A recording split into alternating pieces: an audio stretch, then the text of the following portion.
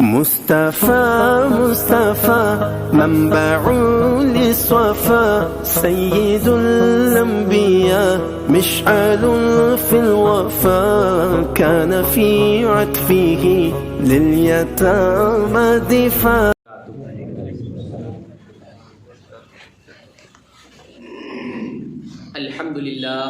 الحمد لله رب العالمين والصلاة والسلام على أشرف الأنبياء والمرسلين وعلى آله وأصحابه وذرياته وأهل بيته أجمعين. أما بعد فقد قال الله تبارك وتعالى في كلامه القديم وهو أصدق الصادقين. فأعوذ بالله من الشيطان الرجيم. بسم الله الرحمن الرحيم. وما أنزلنا على قومه من بعده من جند من السماء وما كنا منزلين إن كانت إلا صيحة واحدة فإذا هم خامدون. يا حسرة على العباد ما يأتيهم من رسول إلا كانوا به يستهزئون. ألم يروا كم أهلكنا قبلهم من القرون أنهم إليهم لا يرجعون وإن كل لما جميع لدينا محضرون. وآية لهم الأرض الميتة أحييناها وأخرجنا منها حبا فمنه يأكلون وجعلنا فيها جنات من نخيل وأعناب وفجرنا فيها من العيون ليأكلوا من ثمره وما عملته أيديهم أفلا يشكرون. صدق الله وصدق رسوله النبي الكريم ونحن على ذلك لمن الشاهدين والشاكرين والذاكرين والحمد لله رب العالمین. معزز سامعین اکرام، اللہ تعالیٰ کا بے انتہا فضل و کرم ہے، اس کا کروڑ احسان ہے کہ اللہ رب العزت نے ہمیں اپنے پیارے حبیب جناب محمد الرسول اللہ صلی اللہ تعالیٰ علیہ وسلم کی مبارک امت میں پیدا فرمایا اور ہمیں آپ کا امتی ہونے کا فخر اور شرف عطا فرمایا. الحمدللہ سورہ یاسین شریف کی 27 آیتیں الحمدللہ گزر چکی ہیں اور آج انشاءاللہ آیت نمبر 28 سے لے کر آیت نمبر 35 تک انشاءاللہ کچھ باتیں آپ حضرات کے سامنے پیش کی جائیں گی. اللہ رب العزت کی بارگاہ میں دعا ہے اللہ تعالی ہم تمام کو صحیح معنوں میں قرآن مجید کو سمجھنے اور اس کے مطابق زندگی گزارنے کی توفیق عطا فرمائے اور ہم تمام کو حق بولنے اور حق سمجھنے کی توفیق عطا فرمائے. وما توفیقی الا باللہ. آئیے میں کچھ عرض کروں عقیدت اور محبت کے ساتھ ہمارے اور آپ کے پیارے آقا جناب محمد الرسول اللہ صلی اللہ علیہ وسلم کی بارگاہ میں ہدیہ درود و سلام پیش کریں. اللہم صلی علی سیدنا محمد وعلی آل سیدنا محمد وبارک وسلم صلاۃ و سلاما علیک یا رسول اللہ صلی اللہ تعالی علیہ وسلم. اللہ تبارک و تعالی ارشاد فرماتا ہے وما انزلنا علی قومه من بعده من جند من السماء وما كنا منزلین. اور ہم نے اس کے بعد اس کی قوم پر آسمان سے کوئی لشکر نہ اتارا اور نہ ہم وہاں اتارنے والے تھے. اس آیت مبارکہ کا تعلق پچھلی صحبتوں میں جو ہم نے بیان کیا اسی سے ریلیٹڈ ہے کہ جب حضرت عیسیٰ علیہ نبینا علیہ الصلاۃ والسلام نے اپنے 3 قاصدوں کو بھیجا انطاکیہ شہر والوں کی ہدایت کے لیے تو وہ لوگ ان لوگوں کے ساتھ ظلم کیا یہاں تک کہ ایک اللہ والے حضرت حبیب نجار جن کا نام تھا، جو اللہ والے تھے، مومن تھے، ان لوگوں نے مل کر ان کو شہید کر دیا، بڑی بے دردی کے ساتھ شہید کیا. اور بعض روایتوں میں ہے حضرت حبیب نجار کے شہید کرنے کے بعد ان لوگوں نے ان 3 قاصدوں کو بھی شہید کر دیا، حضرت یحییٰ، حضرت یونس اور حضرت شمعون رضوان اللہ تعالی علیہم اجمعین کو بھی انہوں نے شہید کر دیا. جب وہ ظالم قوم نے حضرت حبیب نجار رحمۃ اللہ تعالی علیہ کو شہید کیا اور ایمان لانے سے بھی انکار کیا تو اللہ تبارک و تعالی کا اس قوم پر غضب نازل ہوا اور ان کی سزا میں تاخیر نہ کی گئی، بلکہ اللہ تعالیٰ نے حضرت جبریل علیہ السلام کو حکم فرمایا کہ اے جبریل جاؤ اور ان کے درمیان ایک ہولناک آواز کرو جس کی وجہ سے سب کے سب ایک ہی آن میں مر گئے، جس کا ذکر اللہ تعالیٰ نے قرآن مجید کے اس بعد والی آیت میں ارشاد فرمایا، ان کانت الا صیحۃ واحدۃ فاذا هم خامدون، وہ صرف ایک چیخ تھی تو جبھی تو وہ بجھ کر رہ گئے۔ یعنی اللہ کے حکم سے حضرت جبریل علیہ السلام تشریف لائے، صرف ایک چیخ ماری جس کی وجہ سے ساری کی ساری قوم ہلاک ہو گئی۔ بیان کیا جاتا ہے کہ جس طرح وہ فنا ہوئے تھے اس کی مثال اس طرح دی گئی کہ جیسے جلتی ہوئی آگ ایک نہ ایک دم بجھ جاتی ہے، اسی طرح حضرت جبریل علیہ السلام کی آواز سے وہ لوگ ایک ہی دم میں سب کے سب ہلاک ہو گئے، تباہ و برباد ہو گئے۔ یہی اس قوم کا حال رہا۔ اللہ تعالیٰ نے فرمایا، وَمَا أَنزَلْنَا عَلَىٰ قَوْمِهِ مِن بَعْدِهِ مِن جُندٍ مِّنَ السَّمَاءِ وَمَا كُنَّا مُنزِلِينَ، اور ہم نے اس کے بعد یعنی اس قوم کے حبیب نجار کو قتل کرنے کے بعد اس قوم پر آسمان سے تو کوئی لشکر نہیں اتارا، آسمان سے اللہ نے بڑی جماعت نہیں اتاری، بلکہ جبریل علیہ السلام کی صرف ایک آواز سے، ایک چیخ سے وہ ساری کی ساری قوم ہلاک ہو گئی، تباہ و برباد ہو گئی۔ اس آیت کے تحت مفسرین اکرام ہمارے نبی جناب محمد عربی صلی اللہ علیہ وسلم کی عظمت و شان سے متعلق بہت ہی پیارا کلام فرماتے ہیں امام فخر الدین رازی رحمۃ اللہ تعالی علیہ کہ ہمارے نبی صلی اللہ علیہ وسلم غزوہ بدر، یعنی یہ وہ غزوہ ہے جو اسلام کا سب سے پہلا غزوہ، سب سے پہلی جنگ جو واقع ہوئی وہ جنگ بدر ہے۔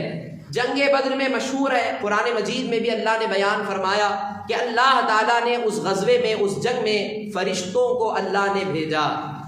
بعض روایتوں میں 3000، بعض آیتوں میں 5000 کا لشکر فرشتوں کا آیا۔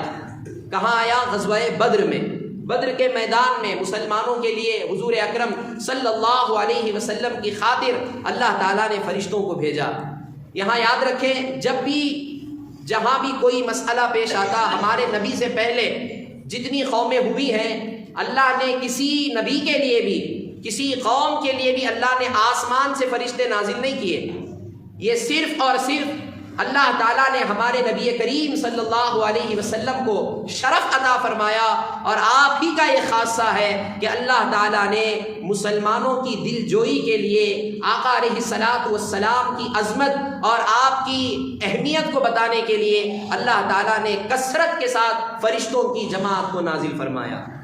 جیسا کہ امام ابو عبداللہ محمد بن احمد قرطبی رحمۃ اللہ تعالیٰ علیہ، یہ بہت بڑے مفسر ہیں، انہیں امام قرطبی کہا جاتا ہے۔ آپ کی تفسیر کی کتاب ہے تفسیر قرطبی، عربی زبان میں ہے۔ آپ بیان فرماتے ہیں کہ کفار کو ہلاک کرنے کے لیے، کافروں کو تباہ و برباد کرنے کے لیے صرف ایک فرشتہ ہی کافی ہے۔ جیسے مثال دیتے ہیں کہ حضرت لوط علیہ السلام جو اللہ کے پیغمبر گزرے ہیں، حضرت لوط علیہ السلام کے شہر مدائن حضرت جبریل علیہ السلام کے پروں میں سے ایک پر سے تباہ و برباد کیے گئے۔ وہاں فرشتوں کی جماعت نازل نہیں کی گئی، بلکہ اس ساری قوم کی ہلاکت کے لیے، ساری قوم کی تباہ و بربادی کے لیے حضرت جبریل علیہ السلام کے پروں میں سے ایک پر کے ذریعے ساری قوم کو ہلاک کر دیا گیا۔ پھر آپ فرماتے ہیں حضرت صالح علیہ السلام، جو آپ کا معجزہ ہے کہ آپ نے پہاڑ سے اونٹنی کو نکالا، حضرت صالح علیہ السلام کی قوم، اس قوم کا نام تھا قوم سمود۔ قوم سمود کے علاقے فرشتے کی ایک ہی چیخ سے تباہ کر دیے گئے۔ لیکن یاد رکھیں، اللہ تعالیٰ نے تمام انبیاء علیہ السلام پر، حتیٰ کہ اولو العزم رسولوں پر بھی اللہ تعالیٰ نے ہمارے نبی صلی اللہ علیہ وسلم کو ایسی فضیلت عطا فرمائی ہر چیز میں جو کسی اور کو عطا نہیں فرمائی۔ جب اللہ تعالیٰ نے نبیوں پر ہمارے حضور کو ترجیح دی تو حضرت حبیب نجار تو ایک اللہ کے ولی تھے، تو بدرج اولا آپ پر ترجیح دی گئی۔ یعنی یہ بیان کیا گیا کہ دیگر قوموں پر جب کفار برستے، ان کے حق میں گستاخیاں کرتے، جنگ کا معاملہ پیش آتا، تو اللہ تعالیٰ فرشتوں کے ذریعے، صرف ایک فرشتے کے ذریعہ، یہ ایک ہی چیخ کے ذریعے ساری قوم ہلاک ہو جاتی۔ مگر جناب محمد عربی صلی اللہ علیہ وسلم کی زندگی میں جب یہ معاملات پیش آئے، غزوات ہوئے، چاہے وہ غزوہ بدر ہو، چاہے وہ غزوہ خندق ہو، اللہ تعالیٰ نے فرشتوں کو نازل کیا۔ وہاں لڑنے کی ضرورت نہیں تھی، تباہ و برباد کرنے کی ضرورت نہیں تھی، بلکہ اللہ تعالیٰ نے حضور کی عظمت بیان کرنے کے لیے اللہ نے فرشتوں کو نازل فرما دیا، اور یہ خاصہ صرف اور صرف ہمارے نبی صلی اللہ علیہ وسلم کا ہے، کسی اور نبی کے لیے اللہ تعالیٰ نے فرشتوں کو آسمان سے نازل نہیں فرمایا۔ تو حضرات یہ رہی ان دو آیتوں کی مختصر سی تفسیر۔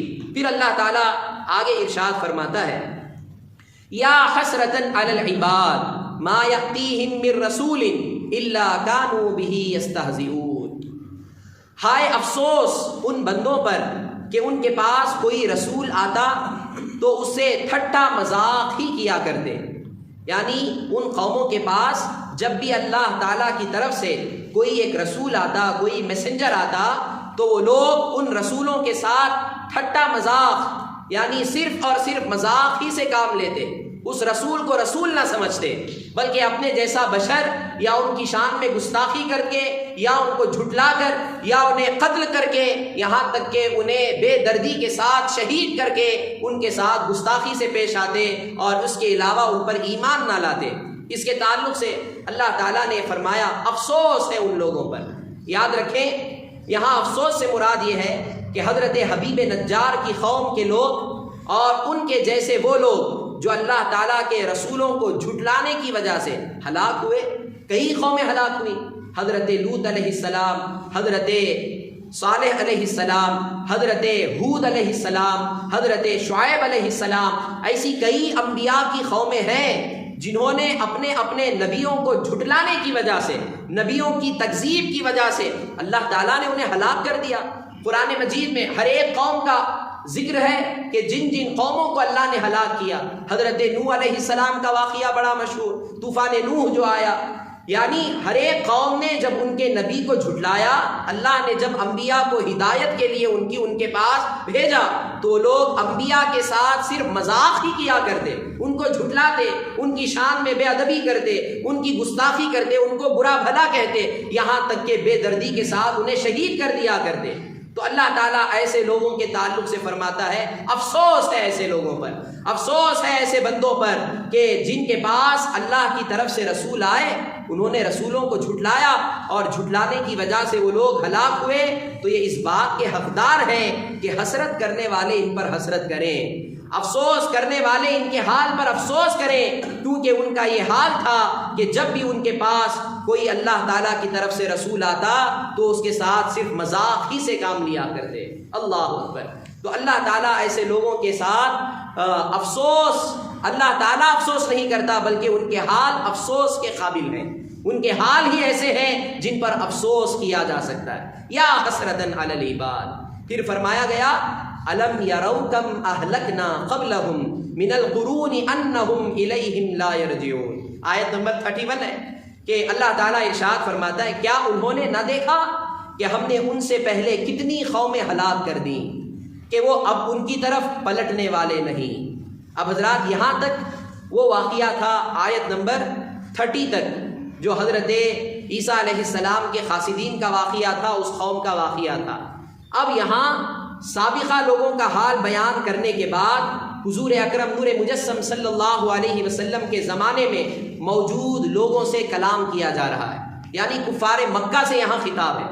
اب وہ واقعہ تو ختم ہو گیا، اب یہاں کفار مکہ سے خطاب کیا جا رہا ہے، یعنی وہ کفار مکہ جو حضور اکرم صلی اللہ علیہ وسلم کی تکذیب کرتے ہیں، حضور کو جھٹلاتے ہیں۔ فرمایا گیا کیا انہوں نے نہ دیکھا کہ ان سے پہلے کتنی قومیں ہلاک ہو گئیں، یعنی اس قوم سے پہلے، اس امت سے پہلے کتنی قومیں ہلاک کر دی گئیں، اور ان کا حال یہ ہے کہ اب وہ ایک بار ہلاک ہونے کے بعد دنیا کی طرف لوٹنے والے نہیں ہیں، دنیا کی طرف وہ واپس لوٹنے والے نہیں۔ تو کیا یہ لوگ ان کے حال سے عبرت حاصل نہیں کرتے؟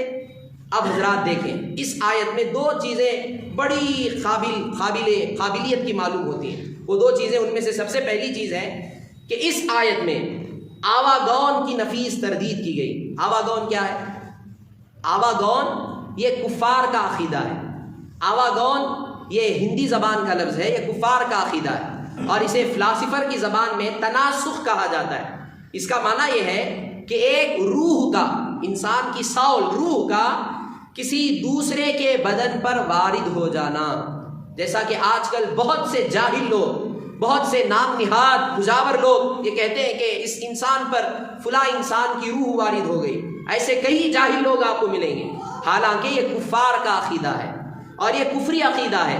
جو انسان یہ عقیدہ رکھے کہ کسی انسان پر کسی انسان کی روح آ گئی ہے، کہ اس پر فلاں کی روح وارد ہو گئی ہے، یہ فلاں کی حرکت کر رہا ہے، اس کی روح اس کے جسم میں آ گئی ہے، ایسا عقیدہ رکھنا یہ کفری عقیدہ ہے۔ ایسا عقیدہ رکھنے والا کافر ہو جاتا ہے اور یہ عقیدہ کفار کا عقیدہ ہے۔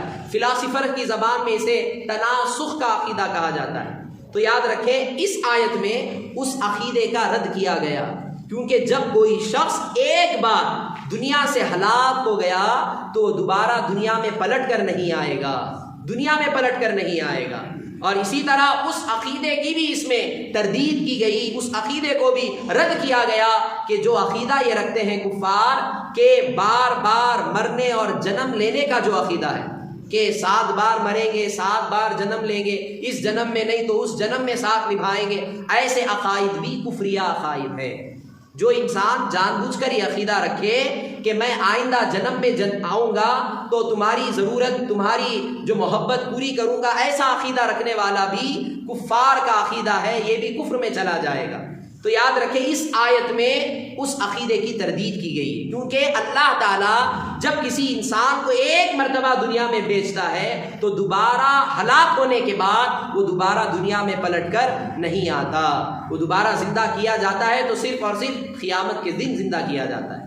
یہ اسلام کا عقیدہ ہے، کیونکہ ایک بار مرنے کے بعد کوئی دوبارہ پلٹ کر دنیا میں نہیں آئے گا۔ یہ ہمیں اس آیت سے معلوم ہوا، کیونکہ اللہ تعالیٰ حضور اکرم صلی اللہ علیہ وسلم کے ذریعے ان کفار مکہ کو ہدایت کے لیے، مثال کے طور پر، عبرت کے طور پر ان قوموں کی بات کو بتا رہا ہے۔ اے محبوب، کیا انہوں نے ان قوموں کو نہ دیکھا جو ان سے پہلے ہلاک کر دی گئی اور ایسے ہلاک ہوئی کہ وہ دوبارہ دنیا میں پلٹ کر نہیں آئیں گی؟ تو ان سے انہیں عبرت حاصل کرنا ہے اور انہیں یہ عقیدہ رکھنا ہے کہ قیامت برحق ہے۔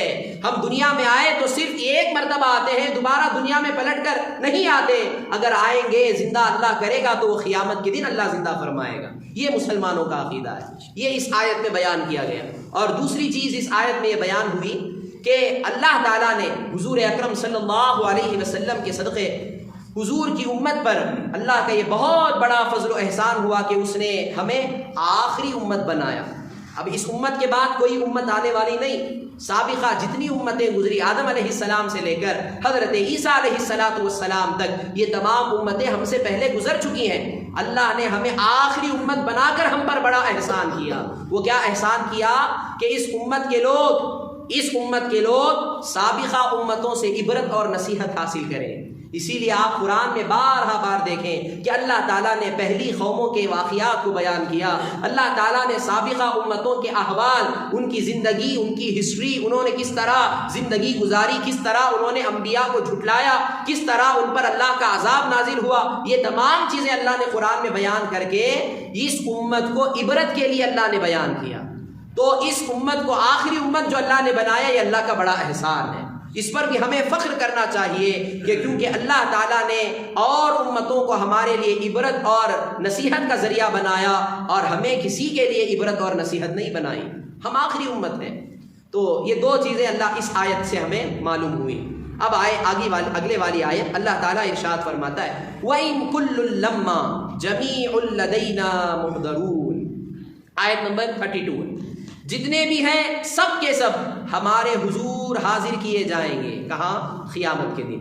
مرنے کے بعد ساری امتیں آدم علیہ السلام سے لے کر ہمارے نبی جناب محمد عربی صلی اللہ علیہ وسلم کے آخری امتی تک سب کے سب اللہ تعالیٰ کے حضور حاضر ہوں گے، اور ہم انہیں یعنی اللہ تعالیٰ انہیں اچھے برے اعمال کی جزا دے گا۔ یعنی سب کے سب اللہ کے حضور حاضر ہوں گے، اس پر ہمارا ایمان ہے۔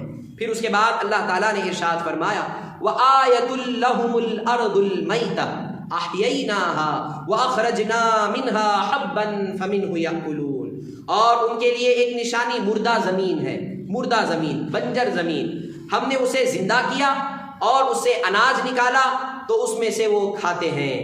محترم حضرات، اس سے پہلی والی آیت میں حشر کا ذکر ہوا، یعنی حشر کے میدان میں سب کے سب لوگ اللہ کی بارگاہ میں جمع ہوں گے، حساب و کتاب ہوگا۔ اب اس آیت مبارکہ میں حشر کے ممکن ہونے پر، یعنی مرنے کے بعد دوبارہ زندہ ہونے پر، جو اسلام کا عقیدہ ہے، مسلمانوں کا عقیدہ ہے کہ اللہ تعالیٰ مرنے کے بعد دوبارہ زندہ کرے گا قیامت کے دن، تو اس پر دلیل کے لیے اللہ تعالیٰ ذکر فرما رہا ہے کہ اس کی مثال سمجھو اس مردہ زمین کی مثال۔ مردہ زمین یعنی جو کچھ صلاحیت ہی نہیں رکھتی، کچھ اناج اگانے کی صلاحیت نہیں رکھتی، تو اللہ تعالیٰ اس مردہ زمین پر آسمان سے بارش نازل فرما کر اس مردہ زمین کو اللہ زندہ فرماتا ہے۔ یعنی کیسے زندہ فرماتا ہے کہ اللہ تعالیٰ اس کے اندر نشو و نما کی قوت پیدا کر دیتا ہے، صلاحیت پیدا کر دیتا ہے۔ یعنی وہ زمین بارش کے نازل ہونے سے پہلے مردہ زمین تھی، بنجر زمین تھی، اس کی کوئی قابلیت نہیں تھی، لیکن اللہ تعالیٰ نے جب اس پر اپنے کرم سے رحمت کی برسات نازل کی، بارش نازل کی، تو وہ مردہ زمین اب گروتھ کے قابل بن گئی۔ اب وہ زمین اناج بھی اگا سکتی ہے، اب وہ زمین درخت بھی اگا سکتی ہے، اب وہ زمین انسان اور مویشیوں کی ضروریات کی چیزیں، ان کی غذائیں فراہم کر سکتی ہے۔ تو اللہ تعالیٰ نے اس مردہ زمین کو بارش کے ذریعے زندہ فرما دیا۔ پھر فرمایا کہ بارش نازل کرنے کے بعد اس زمین میں گروتھ کی صلاحیت، قابلیت آئی۔ پھر اس کے بعد اللہ تعالیٰ اس زمین سے اناج نکالا، جس سے اللہ نے لوگوں کے لیے اور ان کے مویشیوں کے لیے یعنی جانوروں کے لیے اللہ تعالیٰ نے غذا بنائی۔ اور جس طرح اللہ مردہ زمین کو زندہ کرتا ہے، اسی طرح کل قیامت کے دن وہ مردہ لوگوں کو بھی زندہ فرمائے گا۔ یہ ایک نشانی بیان کی گئی، وَآیَةٌ لَهُمُ الْأَرْضُ الْمَيْتَةُ، اور ان کے لیے ایک نشانی کیا ہے؟ مردہ زمین ہے۔ جو لوگ مرنے کے بعد دوبارہ زندہ ہونے کے منکر ہیں، قیامت کے منکر ہیں، آخرت کے منکر ہیں، ان کے لیے اللہ یہاں ایک نشانی بیان کر رہا ہے کہ ان کے لیے نشانی مردہ زمین ہے۔ مردہ زمین کو دیکھو، تمہیں معلوم ہو جائے گا کہ جس طرح مردہ زمین سے اللہ اسے زندہ کر کے تمہارے لیے اناج اگاتا ہے، تمہاری روزی کا انتظام کرتا ہے، وہی اللہ اس بات پر بھی قدرت رکھتا ہے کہ قیامت کے دن تم مرنے کے بعد تمہیں زندہ فرمائے گا۔ پھر اس کے بعد اللہ رب العزت نے ارشاد فرمایا، وَجَعَلْنَا فِيهَا جَنَّاتٍ مِّن نَخِيلٍ وَأَعْنَابٍ وَفَجَّرْنَا فِيهَا مِنَ الْعُيُونِ، اور ہم نے اس میں کھجوروں اور انگوروں کے باغ بنائے، اور ہم نے اس میں کچھ چشمے بنائے۔ پھر فرمایا لِيَأْكُلُوا مِن ثَمَرِهِ وَمَا عَمِلَتْهُ أَيْدِيهِمْ أَفَلَا يَشْكُرُونَ، تاکہ لوگ اس کے پھلوں میں سے کھائیں، اور یہ ان کے ہاتھوں نے نہیں بنائے، تو کیا وہ اللہ کا شکر ادا نہیں کریں گے؟ اب اس آیت سے سمجھیں کہ اللہ رب العزت نے اناج کا انتظام فرمایا ہمارے لیے، پھر اس کے بعد اللہ نے پھلدار کا درخت انتظام، پھلوں کا انتظام فرمایا، یعنی ہم نے زمین میں کھجوروں اور انگوروں کے باغ بنائے، اور ان باغوں کی آب پاشی کے لیے یعنی ان باغوں کو پانی مہیا کرنے کے لیے، واٹر سپلائی کے لیے اللہ تعالیٰ نے واٹر فاؤنٹینز بنائے، چشمے اللہ نے بنائے، جاری کیے، تاکہ لوگ اناج کی طرح ان باغات کے پھلوں میں سے بھی کھائیں۔ اناج جو غذائیں ہم کھاتے ہیں جیسے گیہوں ہے، جو ہے، جوار ہے، اس طرح جو بھی قسمیں اس کی طرح اسے اناج کہا جاتا ہے، وہ بھی اللہ نے ہمارے لیے بنائے۔ اور یہاں ایک بات یہ بھی یاد رکھیں، اناج اللہ نے صرف ایک قسم کا نہیں بنایا، اللہ نے کئی قسم کے اناج بنائے۔ اس میں بھی اللہ کا بہت بڑا احسان ہے اس امت پر، سارے انسانوں پر۔ کیونکہ اگر ایک اناج کسی انسان کی صحت کے لیے نقصان دہ ہے تو دوسرا اناج اس کے لیے فائدہ مند ہوگا۔ تو اسی لیے اللہ نے ایک اناج پر اکتفا نہیں کیا۔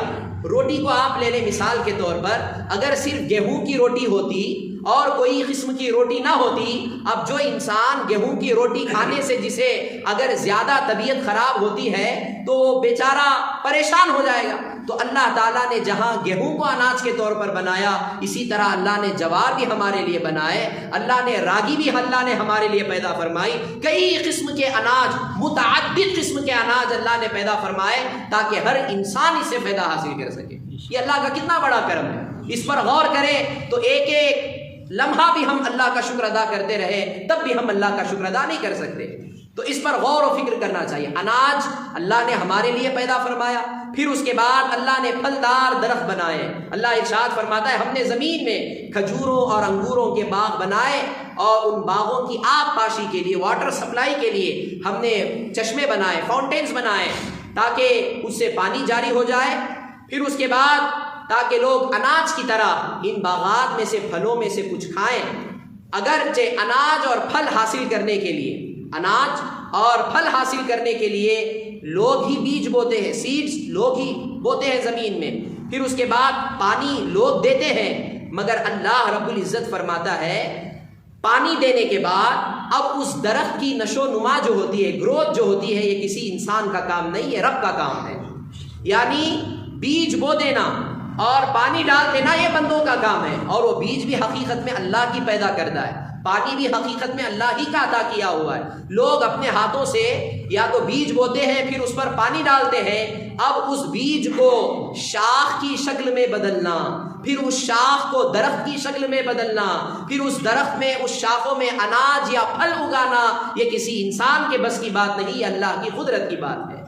اللہ تعالیٰ فرماتا ہے کہ ہم نے زمین میں کھجوروں اور انگوروں کے باغ بنائے، اور ان باغوں کی آب پاشی کے لیے ہم نے چشمے جاری کیے، تاکہ لوگ اناج کی طرح ان باغات کے پھلوں میں سے بھی کچھ کھائیں اور پئیں۔ پھر اتنی سب کچھ ہونے کے باوجود اللہ تعالیٰ ارشاد فرماتا ہے اے محبوب، کیا اب بھی یہ لوگ اللہ کی قدرت کا مشاہدہ کرنے کے باوجود بھی کیا اللہ پر یقین نہیں رکھتے؟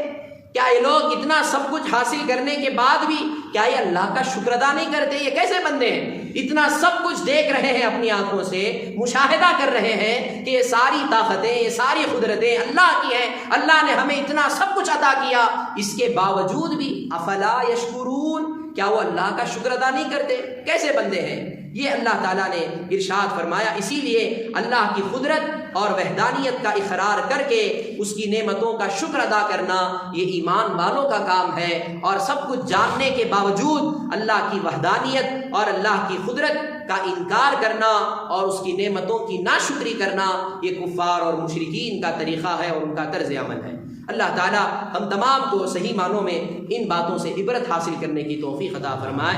اللہ سبحانہ و تعالیٰ ہم تمام کو صحیح معنوں میں اس کی قدرت کاملہ کو سمجھنے اور اس پر سچے دل سے یقین رکھنے کی توفیق عطا فرمائے۔ اللہ تعالیٰ اس کی نعمتوں کا صحیح معنوں میں